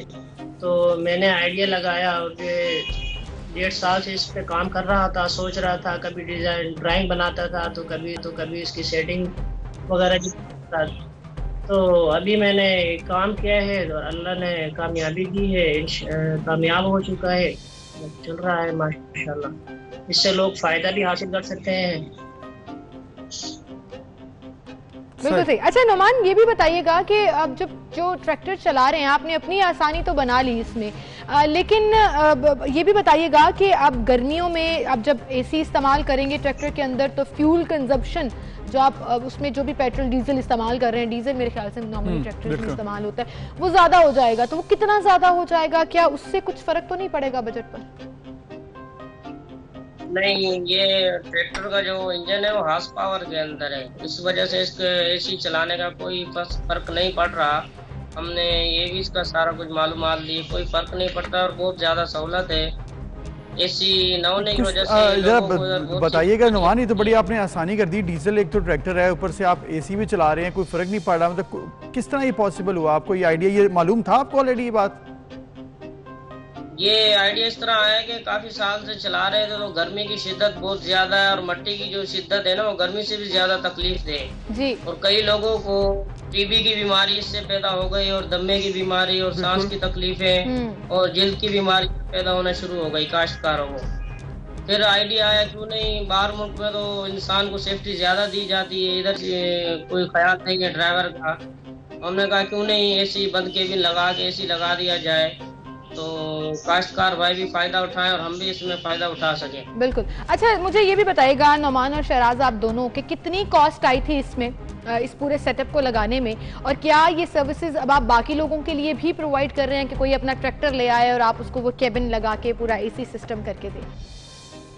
ये इसमें 2 लाख रुपए कॉस्ट आई है इसकी मुकम्मल बनाने की, और इसका आगे भी प्रोग्राम है आगे चलाने का कि जो ये फैसिलिटीज आगे फराहम करेंगे अगर जो लोग लगवाना चाहेंगे। लेकिन आपसे किसी ने रब्ता किया है, क्योंकि ऑब्वियसली इनोवेशन बड़ी ज़बरदस्त है, ट्रैक्टर में एसी लग रहा है, उसके बाद फिर फार्मर्स जो है वो तो इनका ये रूटीन है सिस्टम चलाना, हल चलाना, तो फिर ऑब्वियसली ये तो बड़ा मशहूर हो गया होगा के इलाके में कि भाई आपके पास दोनों भाइयों ने एसी लगा लिया ट्रैक्टर में। जी बहुत मशहूर हो गया हमारे इलाके में, तो काफी लोग तैयार हो गए हैं, काफी जगह से फोन भी आ रहे हैं कि हमने लगवाना, तो वो फिर अभी जिससे वो लगवाना चाहेंगे तो इंशाल्लाह लगा के देंगे उन्हें भी। बिल्कुल, उनको लगा कर भी देंगे। अच्छा, अब ये मुझे बताइएगा कि आपके लिए तो आसानी हो गई ना, आपके लिए तो ट्रैक्टर चलाना अब आसान हो गया, क्योंकि अमूमन खेतों में जो भी फार्मर्स ट्रैक्टर चलाते हैं उनके लिए होता है कि पीक टाइम में वो उसको नहीं चलाते, गर्मी बहुत, सूरज आसमान पर होता है और बिल्कुल सर पर होता है, तो अब ये होगा कि उनकी काम का ड्यूरेशन भी बढ़ जाएगा, क्योंकि आपके लिए आसानी होगी तो आप ज़्यादा देर काम भी कर सकेंगे खेतों में। ये एसी लगने के बाद हम खुद जो है पहले सुबह 11 बजे के बाद बंद कर देते थे दोपहर में, और 4 बजे गाड़ी स्टार्ट करते थे। अब सारा दिन चला रहे हैं, मट्टी से भी बचे रहे हैं और बहुत फायदा हो रहा है, और बहुत से किसान काश्तकार भाई राब्ता कर रहे हैं। इंशाल्लाह उम्मीद है हम इस पे मेहनत जारी रखेंगे, इंशाल्लाह 1-2 साल के अंदर इतनी उम्मीद है कि 70% सारे ट्रैक्टरों में एसी लग जाएगा इंशाल्लाह। इसमें अगर हमारी हुकूमत को सपोर्ट करे तो हम चाहते हैं कि हर ट्रैक्टर में एसी हो और सुकून के साथ काश्तकार। ज़बरदस्त आइडिया तो शहराज नुमान आप दोनों का बड़ा ज़बरदस्त है, इनोवेशन भी बड़ी ज़बरदस्त है, लेकिन ऑब्वियसली इसके लिए एक टेक्निकल महारत भी चाहिए होती है। आपने कोई ऐसी एजुकेशन हासिल की हुई है, कोई आपके पास एक्सपीरियंस था, या फिर बस आपने एक्सपेरिमेंट किया, और अगर नहीं है तो फिर कैसे कर लिया ये? शौक था और बस इसको लगाने का, और ये काम नहीं होता था तो काफी साल से आइडिया आ रहा था जहन में कि ये लगाया जाए। तो इससे पहले कोई नहीं था ट्रैक्टर एसी वाला, तो कोशिश की और बना लिया, और जो है तो एसी खुद बनाया आपने? और माशाल्लाह बहुत फर्स्ट क्लास चल रहा है अभी। इससे पहले क्या क्या बनाया? इससे पहले भी हमने ज़राअत के जो है वो हल वगैरह हमने काफ़ी सही किए, और जो है बाहर मुल्क से जो हल वगैरह आते थे उनमें काफ़ी फॉल्ट था, तो हमें कंपनी वाले देते थे, इदारों वाले, तो हमने उन्हें भी बना के जो है ना हम कामयाब किया है। यानी कि शहराज और नौमान बचपन से ही आप टेक्निकल माइंडेड थे। कहीं ना से कहते हैं ना कि बच्चों में भी वो एक मैकेनिक्स वाला माइंड होता है कि उसको तोड़ फोड़ के चीज़ों को दोबारा सही कर लेना और ये कर लेना वो कर लेना। अब मुझे ये बताइएगा कि क्या आपके पास ऐसा सेटअप मौजूद है, क्योंकि अपने लिए तो आप कर लेते हैं, और मैं देख रही थी आपने बड़ा नीट एंड क्लीन किया है, ये कोई ऐसा नहीं लग रहा कि आपने कोई जुगाड़ लगा और बस ऐसे कर दिया, बड़ा नीट एंड क्लीन, बड़ा साफ सुथरा प्यारा सा, तो डेफिनेटली कोई मैकेनिक तो आपके साथ लगा ही होगा। अब ये बताइएगा कि आपके पास ऐसा सेटअप मौजूद है, जैसे आपने कहा कि लोग राब्ता कर रहे हैं, तो आप उनको फौरी ये सर्विसेज प्रोवाइड करें?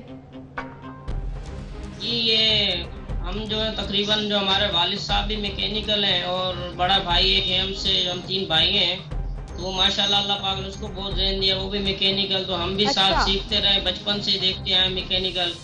तो अभी बचपन से जो काम देखा जाए तो फिर बंदा उसमें कारीगर हो जाता है, सीख जाता है। तो अभी एसी लगाने के बाद उसमें हमने कंप्रेशर भी बड़ा लगाया कि कहीं गर्मी में ऐसा ना हो फिर टेम्परेचर ज़्यादा होने की वजह से कूलिंग ना करे। तो अल्हम्दुलिल्लाह ट्रैक्टर स्टार्ट होते ही 1 मिनट के अंदर ठंडक शुरू हो जाती है, जबरदस्त, और 5 मिनट के बाद उसको स्लो करना पड़ता है। तो शहराज नमान आइडिया तो बड़ा, मुझे लग रहा है वो विंडो एसी वाला हिसाब है कि मतलब ठीक ठाक ठंडक हो जाती है, फिर आपको आहिस्ता करना पड़ता है। जबरदस्त है। अच्छा ये बताएं कि जिस तरह सिमल ने भी पूछा आपसे कि अगर आपको कोई ऑर्डर्स आ जाएं तो कितनी देर में बना लेंगे? तो आपने बना लिया है, अगर ऑर्डर आ जाएगा तो कितने दिन में एसी बना लेंगे, ट्रैक्टर में लगा के फिट करके दे देंगे? तकरीबन 10 से 15 दिन के अंदर हम तैयार कर लेंगे। मुकम्मल बना के लगा लेंगे। वेरी गुड जी, we are so proud of you कि आप जैसे लोग जो हैं वो अपनी असली चीज़ों को बेहतर भी कर लेते हैं और आसान भी बना लेते हैं। Thank you so much Noman and Sheraz, and good luck, क्योंकि अब आपका एक नया बिजनेस शुरू हो गया है। तो हमारी दुआ है कि अल्लाह ताला आपको ज़रूर कामयाबी दे, ना सिर्फ इसलिए कि आपका बिजनेस फ्लोरिश करे, बल्कि इसलिए भी कि आप बाकी अपने किसान भाइयों के लिए आसानी पैदा कर रहे हैं। So thank you so much for being with us. और जो कैमरे के पीछे थे जो आपसे सवाल पूछ रहे थे, उनका भी शुक्रिया जो आपकी हेल्प कर रहे थे। थैंक यू शेराज नोमान, और हमले का शुक्रिया अदा करते हैं। बहुत शुक्रिया, बहुत शुक्रिया थैंक यू। और जैसे कि हम बात करते हैं पाकिस्तान में कितना टैलेंट है, और देखें वो ये दोनों भाई, इनके अंदर ये आइडिया आया और इसके बाद इन्होंने इम्प्लीमेंट किया, और कितने लोगों के लिए इससे आसानी हो जाएगी, कितने लोग ये आइडिया लेकर खुद भी इम्प्लीमेंट करेंगे, इसको प्रैक्टिस करेंगे, और कितनी मजीद और आप देखिए किसी बड़े शहर से इनका ताल्लुक नहीं है, स्क्रेंट के इलाके से ये रहते हैं, जहाँ पर उन्होंने ये अपनी आसानी के लिए पैदा किया, और अब उनके लिए बिजनेस अपॉर्चुनिटी भी है, बाकी लोगों के लिए भी। वेल एनीवेज, मूविंग फॉरवर्ड, हम एक छोटी सी ब्रेक की तरफ जाना है, फिर हाजिर होंगे।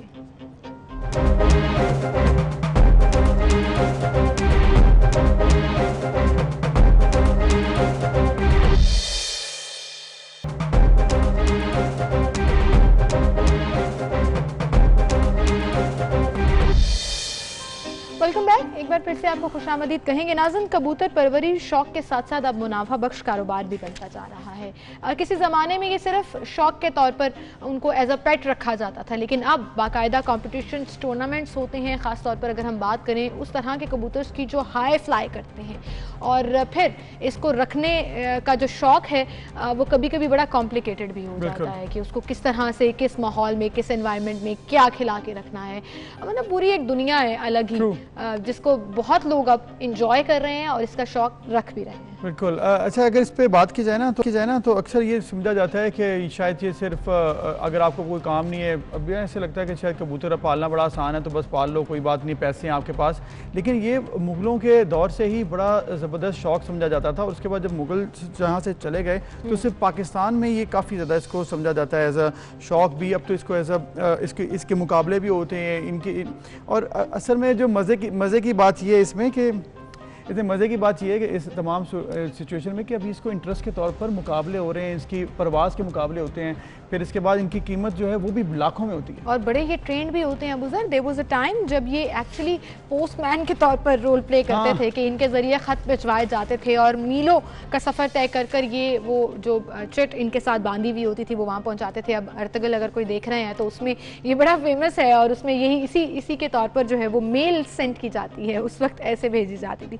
बहरहाल जी, हमारे साथ एक ऐसे ही कबूतर परवर स्टूडियो में मौजूद हैं जो ना सिर्फ शौक बल्कि इस चीज़ के ऊपर बहुत काम कर रहे हैं। लोगों को एक तो प्रोवाइड भी कर रहे हैं पिजन्स, ताकि वो इन कॉम्पिटिशन में और इन तमाम चीज़ों को जो अब एक मुनाफा बख्श कारोबार बन गया है सपोर्ट कर सकें, बल्कि बाकायदा उनको ट्रेन भी करते हैं कि कबूतर क्या खाते हैं, किस तरह से रहते हैं, इन्वायरमेंट कैसा होना चाहिए, क्योंकि ये पूरी साइंस जो है ये समझना बड़ा मुश्किल काम है। बिल्कुल, बड़ा मुश्किल काम है। तो ये मुश्किल काम ये आखिर करते कैसे हैं? तो मलिक मोहकम खोखर साहब हमारे साथ मौजूद हैं, जो कि पिजन परवर भी हैं और बड़े मशहूर भी हो चुके हैं इस फील्ड में। अस्सलाम वालेकुम, वेलकम सर, कैसे हैं आप? ठीक, वालेकुम अस्सलाम जी। अच्छा मलिक साहब, जैसे कि हमने बात की कि ये शौक़ तो पहले उमरा का होता था और मुग़लों का शौक़ था, फिर उसके बाद ये आहिस्ता आहिस्ता थोड़ा सा जब इन्फिल्ट्रेट किया तो फिर ऐसे समझा जाता था शायद कि सिर्फ जी अब आपको कोई काम नहीं तो कबूतर पाल रहे हैं। लेकिन अब ये दोबारा से रिवाइव हो रहा है, दोबारा से इसके ऊपर काम हो रहा है, फिर इसके बाद इसके ऊपर मुकाबले हो रहे हैं, कहते हैं कि महंगे महंगे कबूतर बड़े बिकते हैं। ये है क्या सारा सिस्टम, ज़रा पहले बताएँ। एक्चुअली ये पहले मुग़ल बादशाहों, नवाबों और राजे महाराजों का शौक़ था, ठीक है। उसके बाद जब ये दौर ख़त्म हुआ तो ये हमारे पाकिस्तान के कसूर और सियालकोट दो शहर हैं जहाँ पे ये ब्रीड्स आई। कुछ उस्ताद थे इंडिया फ़िरोज़पुर में, शेर नवाब ख़ान साहब मरहूम, उन्होंने तकरीबन 10,000 के करीब कबूतर पाले हुए थे। अच्छा। तो ये मुसलमानों के थ्रू जो यहाँ से मिस्त्री काम करने जाते थे उधर नवाबों के पास, वो लेकर आते थे कबूतर, और पार्टीशन के टाइम ये काफ़ी कबूतर पाकिस्तान में आए। अच्छा। और फिर ये कसूर और सियालकोट से जो नस्लें हैं वो उस्तादों ने इंट्रोड्यूस करवाई, मुतारिफ़ करवाई, और फिर आहिस्ता आहिस्ता ये लाहौर में इसकी बहुत ज़्यादा ब्रीडिंग हुई है। फिर लाहौर से पहले ये UAE में गए हैं, फिर उसके बाद क्या कहते हैं मस्कत, ओमान, सऊदीया, इसी तरह पूरे वर्ल्ड में अब ये बहुत ज़्यादा फेमस हो गई हैं। और पाकिस्तान को ये क्रेडिट हासिल है कि पाकिस्तान के लाहौर, कसूर और सियालकोट के जो कबूतर हैं पूरी दुनिया में से बहुत फेमस हैं, इनकी बहुत ज़्यादा डिमांड है। अच्छा, ज़बरदस्त। अच्छा, एक तो फैंसी कबूतर होते हैं जी जी, एक जो आपके पास कबूतर हैं जिनकी आप आगे से प्रमोशंस भी कर रहे हैं, वो ख़ास नस्ल के कबूतर हैं। हाँ जी, ये जो कितनी कबूतर नस्लें हैं होती हैं वैसे ये एक हम जो लॉफ्ट होती है, हमारी छत होती है, हम वहाँ पे इनको ट्रेन करते हैं, ये फिर सीधे आसमान से घर वापस आते हैं। अच्छा। ठीक है, इनके टूर्नामेंट अरेंज किए जाते हैं जिसमें एक दूसरी पार्टी का एक मुनसिफ, एक अंपायर आपके घर आता है जो टाइमिंग नोट करता है। ये सुबह फजर के टाइम उड़ाए जाते हैं। अच्छा। और तकरीबन ये जेठ जब गर्मी पीक पे होती है तब इनके टूर्नामेंट्स किए जाते हैं। वैसे तो 4 सीजन्स में किया जाते हैं, लेकिन ये मतलब सख्त गर्मी में शाम तक लाइट्स में भी अब बैठ रहे हैं। और ये है होते कहाँ हैं ये सारे मुकाबले? ये लाहौर में ही होते हैं। अच्छा। लाहौर में, पूरे पाकिस्तान में होते हैं। पाकिस्तान अब तो पाकिस्तान के बाद UAE में, दूसरी कंट्रीज में भी हो रहे हैं, इंग्लैंड में भी बहुत। अच्छा मलिक साहब, ये ऑब्वियसली बड़ा ज़बरदस्त शौक है, इसकी कीमत भी होती होगी, उस पर भी हम बाद में बात करेंगे, लेकिन पहले हम बात करते हैं इसकी टेक केयर की, कि इसको ख्याल कैसे रखा जाता है, मेडिकली देखा जाए। क्योंकि मेरे एक दोस्त अकबर बाजा, वो भी ना, उनके पास भी बड़े कबूतर, मैं एक दफ़ा गया उनकी छत पर, तो एक पिंजरा बनाया हुआ बड़ा सा, उसमें वो रखे हुए हैं। अब मुझे तो ऑब्वियसली वो मेरे लिए एक्सपीरियंस नहीं था, तो मैंने कहा कैसे मैनेज करते हैं, फिर इनका ख्याल रखना है, इनको देखभाल करनी है, दाना देना है, कैसे इनकी प्रॉपर ड्यूटी होती है। आप सुबह उठ के इनको जब दाना डालने जाते हैं, फिर एक एक केज में आप देखते हैं कि कोई परिंदा बीमार तो नहीं है जो आपको हल्का सा भी, उसके लिए हमने मेडिसिन वगैरह बना के रखी होती है। अच्छा, खुद ही? ठीक है, इनके लिए काफ़ी फार्मूले होते हैं। अच्छा। उड़ाने के अलग, रखने के अलग होते हैं। बिल्कुल। और एक अगर कबूतर बीमार हो जाए और उस पूरे पिंजरे में अगर 2 से 3 कबूतर हैं तो उनके भी बीमार होने का खदशा होता है ना, क्योंकि बीमारी तेजी से फैलती है, तो आपको बड़ा क्लोजली वॉच करना पड़ता है। पता क्या है, बहुत सी बीमारियाँ, जैसे इंसानों में बहुत सारी बीमारियाँ ना, पिजन्स में भी। ठीक है, फिर हम इनकी सबसे जो खतरनाक बीमारी वो रानीखेत है। बिल्कुल। अच्छा जी, इस पर हम दोबारा आएंगे मलिक साहब और इस पर मजीद भी बात करेंगे, लेकिन फिलहाल एक ब्रेक की तरफ हमें जाना है, ब्रेक ले लेते हैं, फिर हाजिर होंगे, हमारे साथ रहिए।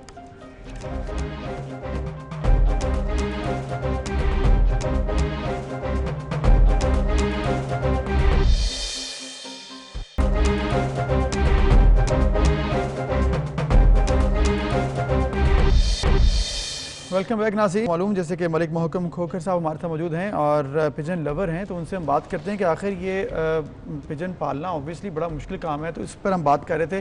मलिक साहब, जिस तरह से मैंने पूछा आपसे कि टेक केयर करना, फिर मेडिकली इनको देखना, फिर सफाई रखना, एक मॉनिटरिंग करना, ये सारा, एक तो पहले ये बता दें आपके पास हैं कितने कबूतर, फिर इनको मैनेज कैसे किया जाता है? जी, मेरे पास तकरीबन 1000 के करीब कबूतर हैं। 1000 के करीब कबूतर? हाँ जी, बिल्कुल। और कोई 10 से 12 नस्लें हैं मेरे पास, इनकी ब्रीड्स जो हैं मेरे पास। तो इनकी फिर वो सिचुएशन के हिसाब से मेडिसिन हम इन्हें करते हैं। ठीक है। कि नज़ला ज़ुकाम के हिसाब से, रानीखेत इनकी पहले तो हम खुद ही इनके डॉक्टर। अच्छा, खुद ही हैं? हाँ जी, पहले तो हम इनकी वैक्सीन करते हैं ताकि इनमें कोई बीमारी ना आए, इनके विटामिन का ख्याल रखते हैं ताकि एक फिट रहें कबूतर। लेकिन फिर भी जब कोई थोड़ी सी केयरलेस हो जाए, तो बीमार हो जाएं, तो फिर हमें इन्हें मेडिसिन करनी पड़ती है। बिल्कुल। अच्छा, बहुत सी आपने कहा आपके पास 10-12 नस्लें हैं, ब्रीड्स हैं, आपने खुद भी ब्रीड्स जो हैं वो इंट्रोड्यूस कराई हैं, जो भी हम देख भी रहे थे कि बड़े प्यारे प्यारे। कौन कौन सी ब्रीड्स आपके पास हैं, कैसे उनको ट्रेन करते हैं? ब्रीड्स तो मेरे पास 10-12 हैं। टैडी कबूतर हैं, लाल परी हैं मेरे अपने। अच्छा, पिक्चर्स भी हमने दिखाई हैं। बिच्छू ब्रीड है। जी जी। और इसी तरह जादूगर टैडी है मेरे। अच्छा, जादूगर डैडी? टैडी जादूगर टैडी। ये नाम आपने खुद रखे हैं या एक्चुअली? ये नाम खुद ही रखे हैं। तो एक्चुअली जो उस्ताद जितने होते हैं ना फेमस, वो अपना भी नाम दे देते हैं किसी ब्रीड को। हाँ, बिल्कुल, ताकि वो उनके नाम से पहचाने जाए। बिल्कुल। और जिसने आपसे ख़रीदने होते हैं या आपसे ट्रेनिंग के साथ लेना होता है, उसका क्या तरीक़ेकार होता है? ऐसे है कि ये क्योंकि हर बंदा इनको हासिल करना चाहता है, अच्छे कबूतरों को, तो फिर हम लोगों ने भी ये मुख्तलिफ जगह पे जाके उस्तादों से ख़रीदे थे कबूतर। ठीक है, इसी तरह लोग तलाश करते हैं इनको, अच्छे कबूतरों को, और फिर कई लोग नहीं सेल करते, लेकिन वो फिर काफ़ी उनकी हैवी अमाउंट की ऑफर करके वो लेना चाहते हैं। आपने बात की है कि अमाउंट की ऑफर की जाती है, जैसे बोली लगती है शायद। हाँ, शायद यही होता होगा। उसका सिनेरियो होता है। मैंने सुना है। अराउंड कुछ बता देना कि मिनिमम से मैक्सिमम कितनी कीमतें होती हैं। तो ऑब्वियसली आप एक स्पेसिफिक तो नहीं बता सकते कि इस कबूतर की, हर ब्रीड की, हर कबूतर की अलग होती है। नहीं, ये तो डिपेंड करता है मौके पे।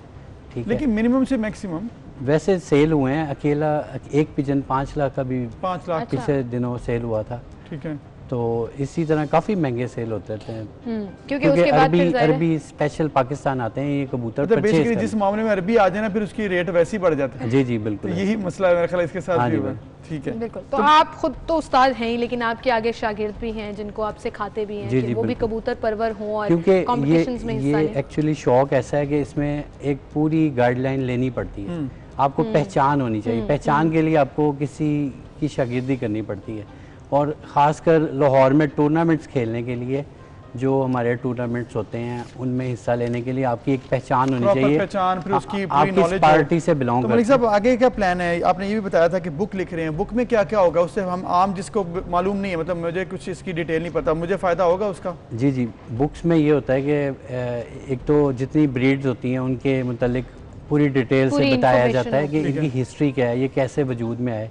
ठीक है, तो वैसे तो ये गॉड गिफ्टेड ब्रीड्स होती हैं, लेकिन जो लोग इनकी खिदमत करते हैं, इनको रखते हैं, उनके नाम से फिर ये मंसूब हो जाते हैं कबूतर। नहीं, लेकिन किताब में क्या लिखने जा रहे हैं, मतलब क्या उसमें होगा? ये होगा कि ब्रीड्स की पूरी डिटेल होगी, उसके बाद इनकी मेडिसिन वगैरह के मतलब जी जी, फिर मतलब टोटल इनके बारे में ही टोटल डिटेल होगी। जी जी, पूरी डिटेल।